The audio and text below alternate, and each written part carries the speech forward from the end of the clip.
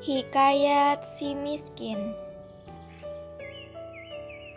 Pada zaman dahulu sekali, suatu peristiwa yang mana Allah SWT menunjukkan kekayaannya kepada hambanya, menceritakan orang miskin suami istri yang mencari rejeki ke negara antah berantah. Nama raja dalam negara tersebut adalah Indradewa.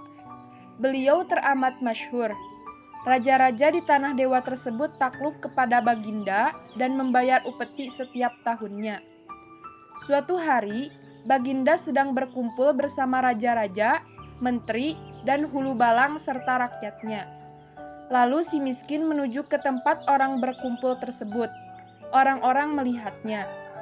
Si miskin suami istri tersebut berpakaian usang seperti habis dimamah anjing. Orang-orang tertawa melihatnya sambil mengambil kayu dan batu. Baginda berkata, "Ada apakah gerangan di luar itu?" Para raja menjawab, "Ya tuanku Syah Alam, orang melempari si miskin tuanku." Baginda berkata, "Usirlah jauh-jauh." Setelah hari mulai malam, Baginda masuk ke dalam istananya. Seluruh raja, menteri, dan hulu balang serta rakyatnya pulang ke rumahnya. Sedangkan si miskin, ketika malam ia tidur di dalam hutan.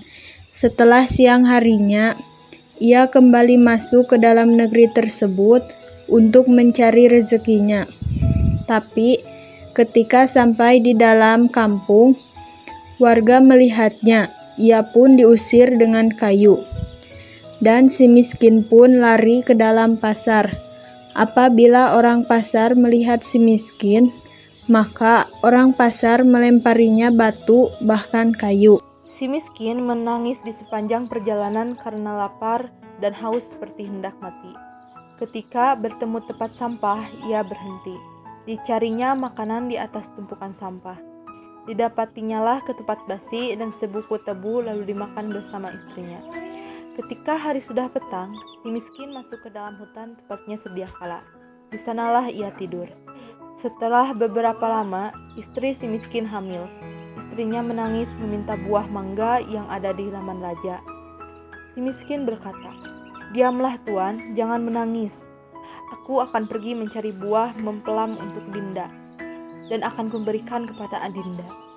Baru diamlah istrinya mendengar hal itu. Maka si suami pergi ke pasar mencari buah mangga. Setelah sampai di kedai tempat orang berjualan buah mangga, si miskin berhenti hendak meminta namun takut dipukul.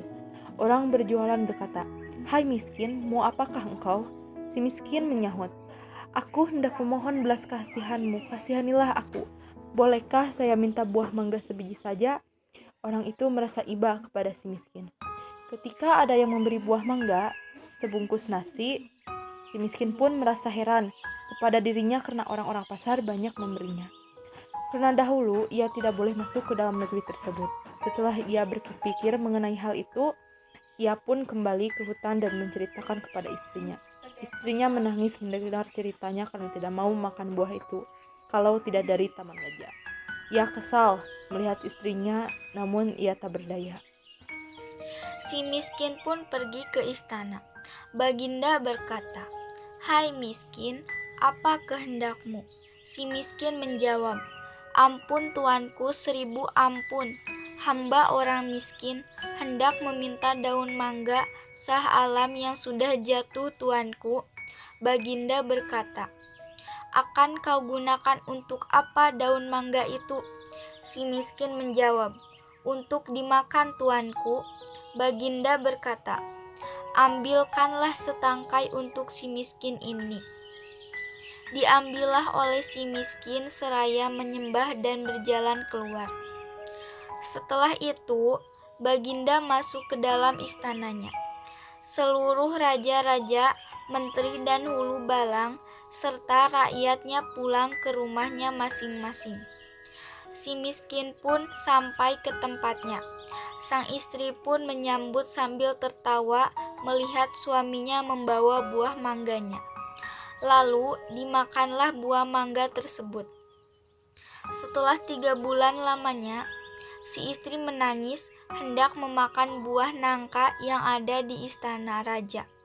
Si miskin pun pergi meminta pada baginda raja. Ia pun bersujud.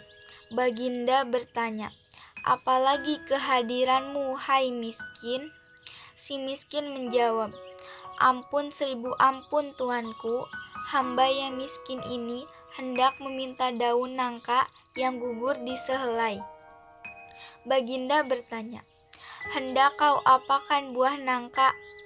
"Baiklah, akan aku beri sebiji." Lalu diberikan sebiji kepada si miskin. Setelah sampai di tempat istrinya, disambutnya buah nangka itu dan dimakanlah buah nangka itu oleh istrinya. Setelah genap 9 bulan, ke-14 tamaran istrinya melahirkan. Anaknya diberi nama Markaromah, yang artinya anak susah. Anak itu dirawat dengan baik dan penuh kasih sayang. Karena takdir Allah Subhanahu wa Ta'ala, digalihlah tanah untuk menancapkan tiang. Ia menemukan bongkahan emas yang banyak, lalu istrinya berkata, "Emas ini cukup untuk anak cucu kita dan tidak akan habis untuk belanja." Lalu dibawalah emas itu ke saudagar kaya untuk ditukar. Semenjak itu si miskin bahagia bersama keluarganya.